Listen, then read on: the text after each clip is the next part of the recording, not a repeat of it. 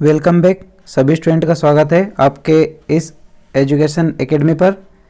जैसा कि हम पिछले वीडियो में क्लास 12th के पहले पैसेज को डिस्कस कर चुके हैं, आज उसी सिलसिले को हम आगे बढ़ाते हुए आपके सामने 12th का एमपी बोर्ड द्वारा जारी किया गया सेकेंड पैसेज लेकर आए हैं।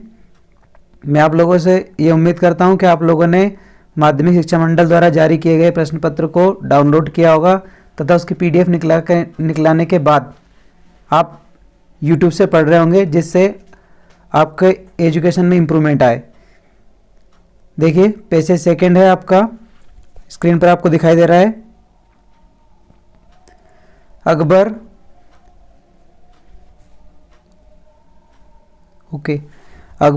was the son of humble parents. His father was a schoolmaster. There was never very much money in the house. Akbar जो है एक गरीब परिवार में जन्मा हुआ लड़का है। उसके जो फादर है वो क्या है, एक स्कूल मास्टर है और उनके घर में अक्सर पैसों की तंगी रहती है। सो इसलिए he did not enjoy any luxurious, इसलिए वो लग्जरियस लाइफ या फिर हम यूँ कह सकते हैं कि बहुत अच्छी तरह की लाइफ नहीं जी पा रहा था।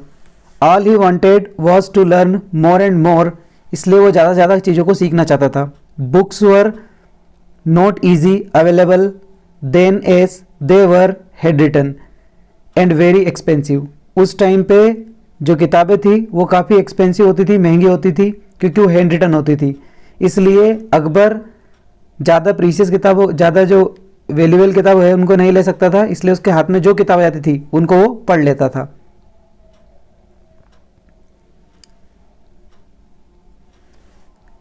आगे दे रखा है Akbar read all the books he could ले हिज हैंड।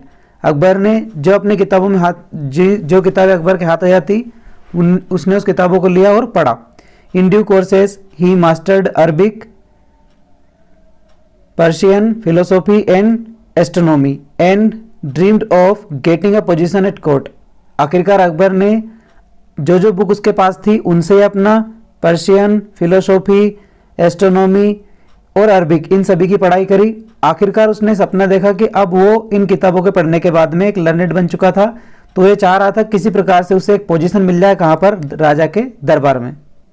ओके, आगे दे रखा है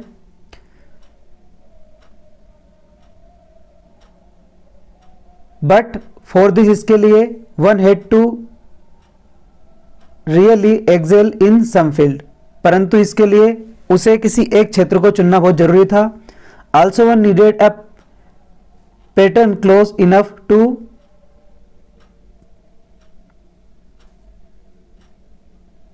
रिकमांड अ न्यू कमर।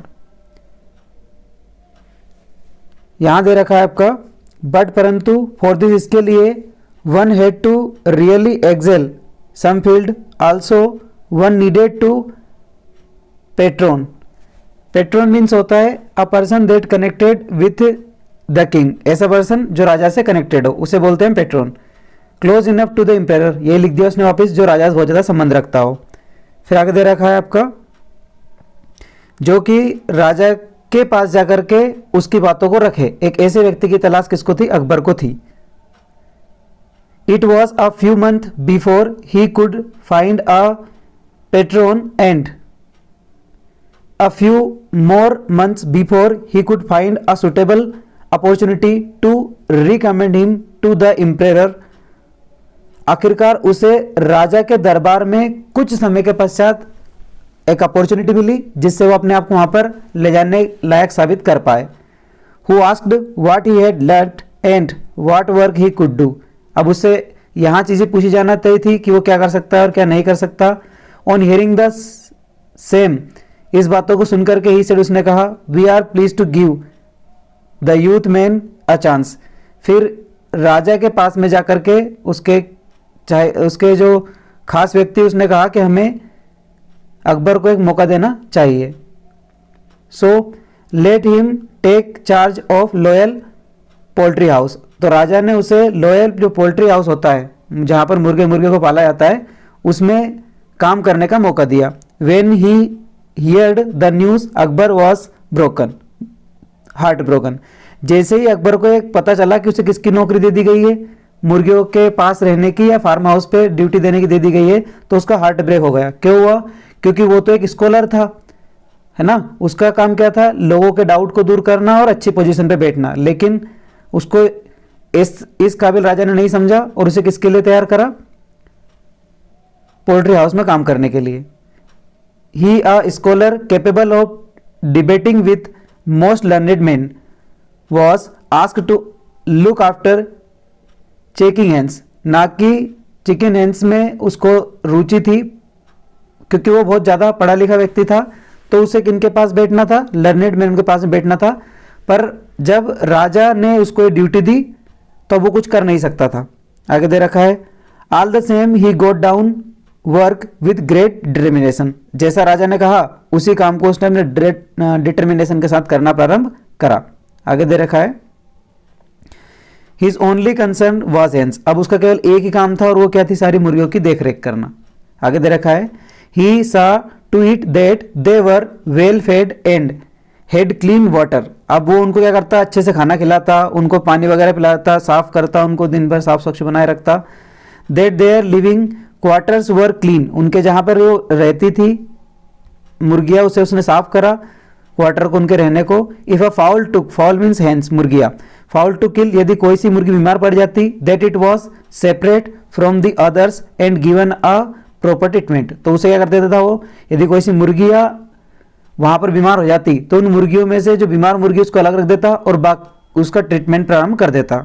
ठीक है, यहाँ तक स्टोरी में क्या हुआ कि अकबर एक छोटे परिवार से संबंध रखता है, उसने सारी किताबों को एनालाइज ले लिया है और अब उसका यह सपना है कि वो किसी प्रकार से राजा के दरबार में जाकर के अच्छे काम को करे या अच्छी पोस्ट पर चला जाए। लेकिन राजा के पास जाना इतना सरल नहीं है, क्योंकि गरीब परिवार संबंध रखता है, तो वो किसी एक माध्यम से, सपोर्टर के माध्यम से राजा के दरबार पहुंचता है। लेकिन राजा उसकी काबिलियत को इग्नोर करने के बाद भी उसे कहाँ पर पहुंचा देता है? मुर्गी पालने के लिए या मुर्गी के क्वार्टर में पहुंचा देता है, जहाँ पर वो अपना काम प्रारंभ कर देता है। एंड देन नेक्स्ट पेज पे आपका दे रखा है, मेन विलिंग मतलब होता है जब तक। द एम्परर राजा had forgotten about the scholar he had packed off mind hens. राजा अपने संकल्प को भूल गया कि उसने मुर्गे के पास किसको पहुंचाया था, यानी कि वो उस व्यक्ति को काम दे करके भूल चुका था। बेसिकली राजा है तो वो तो भूलना चाहिए से, छोटे मोटे काम को अब तक याद रखेगा। बट परंतु वन डे, एक दिन, while the finance minister was readings out the palace account to tell the emperor, परंतु एक बार जो फाइनेंस मिनिस्टर है राजा का, वो अपने अकाउंट से महल के खर्चों को पढ़ रहा था, तो हाउ मेनी, एम्परर बोलता है, how much money had been spent on the royal household, he mention such a low figures that the emperor sat up. परंतु जब उसने देखा कि एक जगह पर काफी ज्यादा कम पैसे खर्च हुए हैं, तो राजा एकदम क्या हो जाता है? शॉक्ड हो जाता है।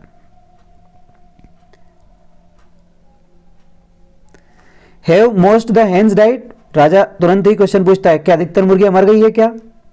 नो मेजेस्टी, नहीं महाराज, वाज रिप्लाई, उत्तर दिया गया, the hens are not only alive but they're plump and fit. जो फाइनेंस मिनिस्टर था उसने कहा कि महाराज मुर्गियां मरी नहीं है, इसके अपेक्षित सारी फिट है। Send for the scholar, scholar को बुलाया जाए। द एम्परर डिमांड, ऐसी राजा ने मांग करी। When Akbar came to the palace the emperor demanded, जैसे ही अकबर महल के अंदर बुलाया गया तो राजा ने डिमांड रखी, are you not feeding them properly, क्या तुम उनको ठीक से नहीं खिला रहे हो? वो बोल रहा है, फिर यहां पर आप अकबर बोल रहा है, I am sir only feeded sir, हाँ मैं उनको खिला रहा हूं डिफरेंट, कुछ अलग तरीके से। अब यहां पर अकबर बोल रहा है कि महाराज मैं उनको खिला रहा हूं पर कुछ थोड़े से अलग तरीके से। अब वो बोलता है, I am feeding them what can not be use in royal kitchen, मैं उनको वो चीज खिला रहा हूं जो रॉयल किचन में क्या नहीं की जाती, उपयोग नहीं की जाती, जैसे कि वेजिटेबल पील, छिलके, एंड और टफ्ट मतलब आटा, बचा हुआ आटा, used to seal vessels and cooking for your majesty, जो महाराज आपके दरबार में खाने के बाद में जो कुछ चीजें बचती है उनको भी मेरे साथ में ले लेता हूं। उसने क्या कहा कि जो राजमहल में चीजें काम नहीं आती उनको मैं अलग हटा देता हूं, जैसे छिलके हैं, अब शाही जो भोजन है उसमें बहुत सारी चीजें ऐसी बच जाती है जो वैसे ही वेस्टेज होती है, तो वो क्या करता था, जो अकबर था उन सभी चीजों को कलेक्ट कर लेता था। The hens not only enjoy but is also very good for them, वो बोलता है कि मैं उसको सारा इकट्ठा करके किनको डाल देता हूँ, मुर्गियों को, तो मुर्गी ना केवल उसको खाती है बल्कि उसे इंजॉय भी करती है। Good work hereby promoted you, to the rank of royal librarian. अब राजा ने उसको प्रमोट कर दिया, प्रमोट कहां पर पहुंचा दिया, उसे एक लाइब्रेरियन बना दिया। आगे क्या होता है, अकबर वॉज बिटरली डिसअपॉइंटेड, लेकिन अकबर वापस बिटरली डिसअपॉइंटेड हो गया। Here the word given by the passage bitterly, so concentrate this word often use in similar form of the verb. अगले क्वेश्चन में आपको दिखाई देगा किसे कहां पर कैसे यूज करना है, इस वर्ड को आप थोड़ा सा ध्यान रखना। आगे दे रखा है he had spent the first 30 years, क्योंकि उसने, ये भी यहां से क्वेश्चन बना, इसका भी ध्यान रखना, क्योंकि उसने स्टार्टिंग के 30 ईयर पहले अपनी लाइफ के नॉलेज को प्राप्त करने में गवा दिए थे। How he wish to gain that knowledge and help the people instead as head of the royal library he could be seeing only books and no people.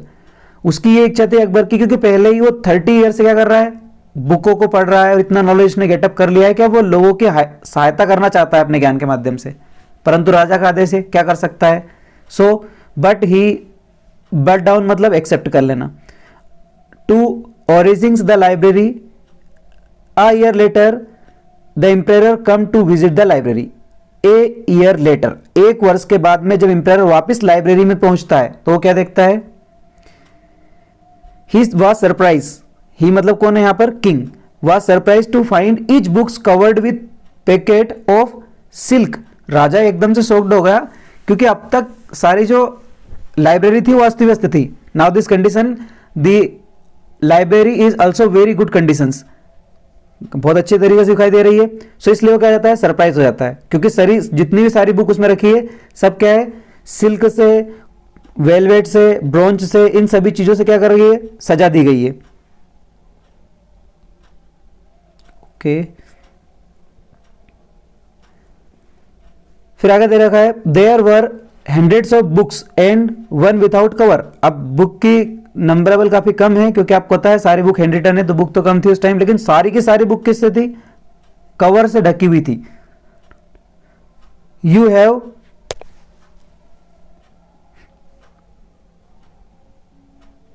Have used expensive material to cover the books but have not charges us. राजा को आश्चर्य हुआ कि तुमने इतने expensive material से सारी book को सजाया है, लेकिन तुमने मुझसे कोई इसका चार्ज नहीं लिया। तो राजा को नया टेंशन हुआ कि इसने ये सब कैसे करा होगा। सोली निश्चित ही you are not spending your own money. राजा को यह पता था कि खुद गरीब है, इतने पैसे तो खुद भी लगा सकता। तो क्या हुआ, अकबर बोर्ड लो, यहां से भी एक वर्ड बना, इसका ध्यान रखना। Your majesty this converse did not cost anything. इन सबका कोई मूल्य नहीं है और मैंने कोई खर्च नहीं करा है। Every day dozens of people come to court with humble grievances on seat on papers which are folded and placed inside a bag of most expensive materials that they cannot afford। अक्सर क्या होता है कि आपके राजमहल के अंदर बहुत सारे जो लोग हैं, है ना, जो क्या लेके आते हैं, ग्रेविनेंस होता है कंप्लेंट, शिकायतें, अपनी शिकायतों को लिख के लेकर आते हैं सीट के ऊपर, सीट पेपर के ऊपर, और आप क्या करते हो, उनकी शिकायत लेने के बाद में उसे फोल्डेड करके बैग के अंदर भर देते हो, तो उसका कोई तो मतलब ही खत्म हो गया, जबकि वो क्या है, बहुत ज्यादा एक्सपेंसिव है। तो उसने क्या कहा, आई हैव यूज्ड देम, मैंने उन सबका उपयोग करा। The empire was very pleased. जैसे ही इसने, अकबर ने कहा कि मैं क्या करता हूं, उन सारे पेपर को इकट्ठा कर लिया और उनका एक कवर बना के सारी किताब के ऊपर चढ़वा दिया। क्योंकि आप क्या करते हो, उन बड़े बड़े जो इन्विटेशन आते हैं या फिर शिकायतें आती हैं, उनको आप क्या करते हो, वैसे ही वेस्टेज कर देते हो। मैंने सबका क्या करा, उनको इकट्ठा करके बुक का कवर बना लिया, बुक का चढ़वा दिया। तो राजा क्या बोलता है, आई हैव यूज्ड, तो राजा इससे बहुत खुश हुआ और उसे उससे बड़ी रिस्पॉन्सिबिलिटी इसको दे दी। ओके, यहां तक आपका पैसेज है। कोई डाउट है तो आप एक बार और रिपीट करके देख लीजिए इसे, then we come to the question answer. So first question आपके सामने दे रखा है, which of the following can be said about Akbar's family. Akbar की परिवार के बारे में क्या कहा जा सकता है। दे वर पुअर एंड अनएजुकेटेड, क्या वो अनएजुकेटेड थे क्या, बिल्कुल नहीं। जब उसके पिताजी ही क्या थे, स्कूल मास्टर थे, तो अनएजुकेटेड तो हो ही नहीं सकते। They discourage him from becoming courtiers, उसे दरबारी बनने से मना करते थे क्या, बिल्कुल नहीं। He was ashamed of them and did not introduce them at court, और उसे कोर्ट में नहीं जाना चाहते थे क्या, नहीं। तो ये सारे ऑप्शन नहीं है, इसका मतलब क्या आएगा यहां पर, नॉन। ओके, तो यहां पर आपका ऑप्शन क्या होगा, नॉन, ए वाला ऑप्शन आपका क्लियर होगा। इनमें से कोई कथन इससे सुटेबल नहीं है। नेक्स्ट दे रखा है, which of the following is true in the contest of the passage, passage के कॉन्सेप्ट में कौन सी बात सही है, तो इनको आप पढ़ के देख लीजिएगा। सेकंड वाले का आएगा यहां पर ओनली बी, यानी कि कौन सा आएगा, Akbar was aged when he was finally made the courtiers, Akbar बूढ़ा हो चुका था क्या, बिल्कुल नहीं। Akbar excellent weight ever job emperor assigned him, Akbar ने सारी जॉब को बहुत अच्छे से करा जो उसको दी गई थी। ओके, देन नेक्स्ट क्वेश्चन आपका दे रखा है 3, how many years Akbar life was spent going the knowledge, मैंने आपको वहां पर अंडरलाइन कराया था, कितने वर्ष, 30 वर्ष उसने वहां पर स्पेंड कर दिए थे। नेक्स्ट दे रखा है आपका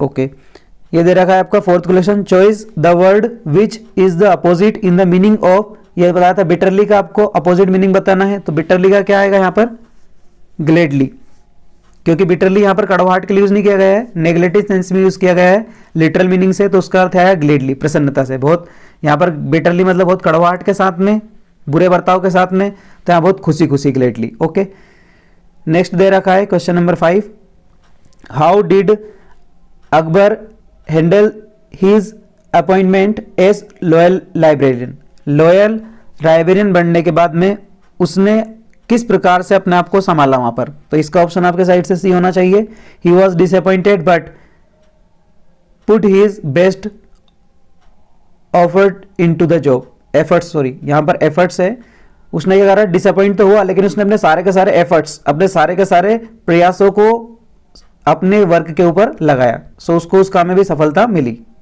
ओके, नेक्स्ट क्वेश्चन दे रखा है question number 6, how did Akbar manage the cover for book, Akbar ने किस प्रकार से बुक के कवर के लिए मैं अपने आप को मैनेज करा, तो फर्स्ट वाले इसका होगा, ही यूज्ड शीट्स ऑफ पेपर्स, उसने शीट्स ऑफ पेपर का वहां पर यूज करा, कौन सी शीट्स ऑफ पेपर है आपने पैसेज में अच्छे से पढ़ा है।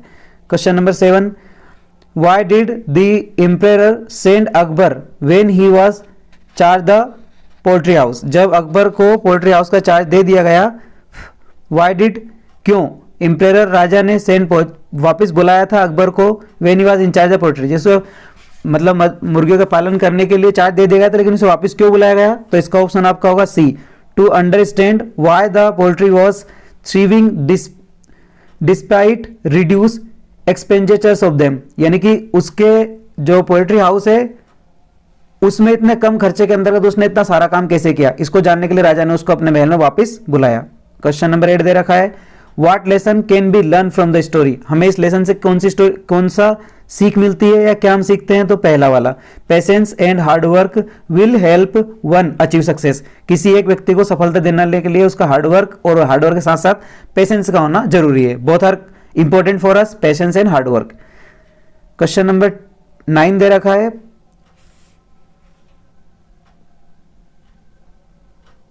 Okay question number 9 I think छूट गया है, क्वेश्चन नंबर 9 था आपका, choice the word which is most near by the same in the meaning as love, मैंने बताया था LOW लव का जो सेम मीनिंग था यहां पर वो थोड़ा सा छूट गया है, सो आप इसके जो 9 वाला आएगा उस 9 का आंसर आप करेक्ट कर लीजिएगा जेंटल।